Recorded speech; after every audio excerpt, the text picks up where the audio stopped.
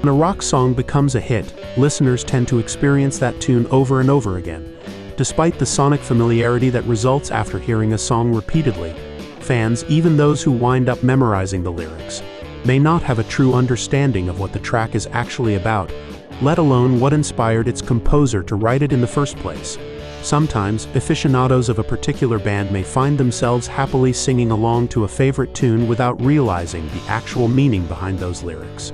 In some cases, those lyrics may reflect some truly grim undercurrents, and scratching the surface can sometimes reveal that the inspiration for beloved songs may be far from what was initially assumed.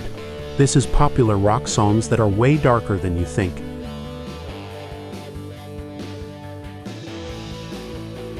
Nena 99 Red Balloons.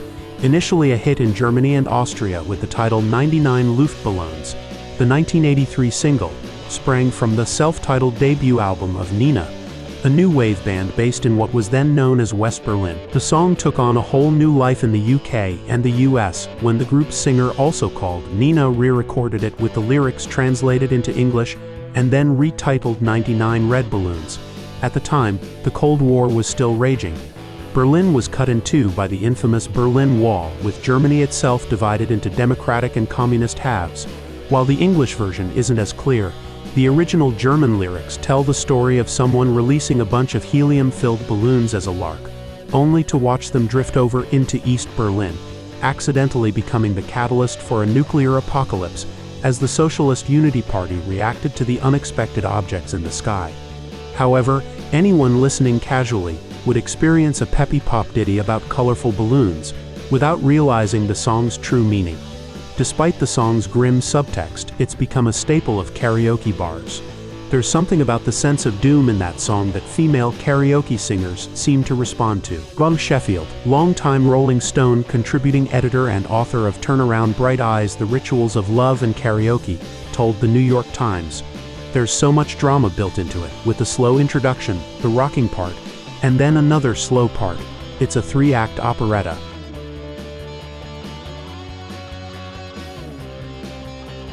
Red Hot Chili Peppers Under the Bridge. American rock band Red Hot Chili Peppers broke through into the big leagues with the 1991 album Blood Sugar Sex Magic and the hit single Under the Bridge. The song originated from a poem that the band's frontman Anthony Kiedis had written about his experience as a teenager, recalling the loneliness and detachment he felt while spiraling into drug addiction. That's evident in the song's signature lyric. "Sometimes I feel like my only friend is the city I live in, the city of angels, lonely as I am together we cry."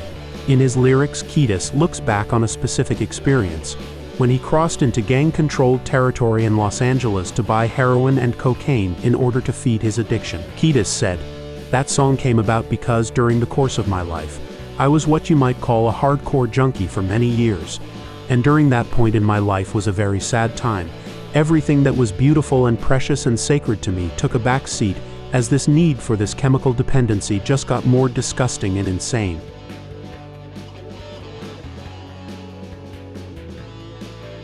Eddie Grant, Electric Avenue. "Now in the street there is violence, and a lots of work to be done," sings Eddie Grant in the opening line of Electric Avenue. Unbeknownst to many of those who bopped around to the 1982 hit, Grant was telling the story of the Brixton riots, when citizens of the predominantly black neighborhood in London revolted over the heavy-handed racism doled out by white police officers.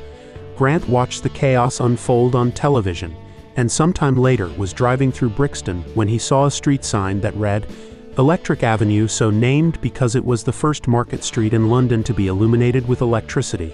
Grant recalled, "What a fantastic song title," thinking, sharing the memory in a 2018 interview with The Guardian, the song was intended as a wake-up call.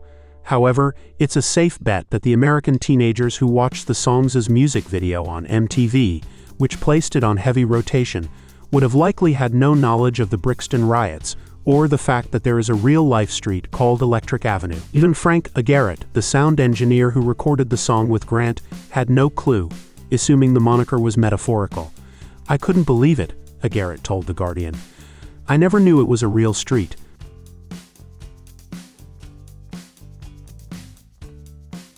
Blind Melon, No Rain.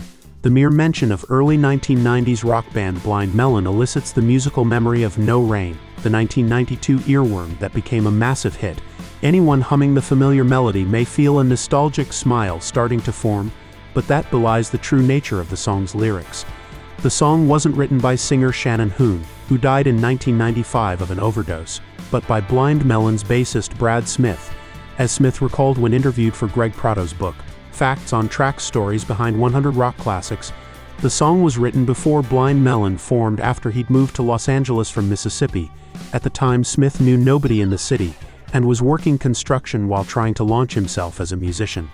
On the weekends, he would busk for spare change at Venice Beach in hopes of assembling enough coins to buy a meal, Smith said, and it was inspired by just how tough it was in LA. I had bouts of depression. So the song is about not being able to get out of bed and find excuses to face the day when you have really, in a way, nothing. It was like rock bottom. I wasn't even on drugs or drinking, it was just tough. It was just a tough point in my life.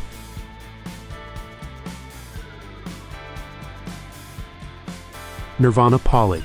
Polly made its debut on Nirvana's groundbreaking 1991 album Nevermind, with the band resurrecting it for the 1993 live album MTV Unplugged in New York. The lyrics are disturbing to say the least. Polly wants a cracker, I think I should get off her first. I think she wants some water, to put out the blowtorch, sings frontman Kurt Cobain in the opening lines of the acoustic track. Cobain's inspiration was a disturbing crime committed by serial rapist Gerald Friend.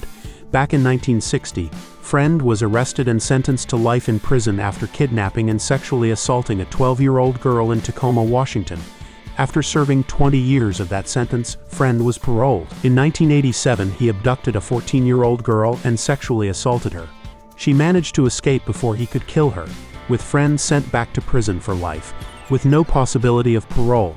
The victim sued the state's Department of Corrections for releasing him early. Cobain read those newspaper reports and imagined Friend's paw for Polly. That song Polly, it's a true story, Nirvana bassist Chris Novoselic told NME in a 1991 interview. It's about a young girl who was abducted. The guy drove her around in his van, tortured her, raped her. The only chance she had of getting away was to come on to him and persuade him to untie her. That's what she did, and she got away.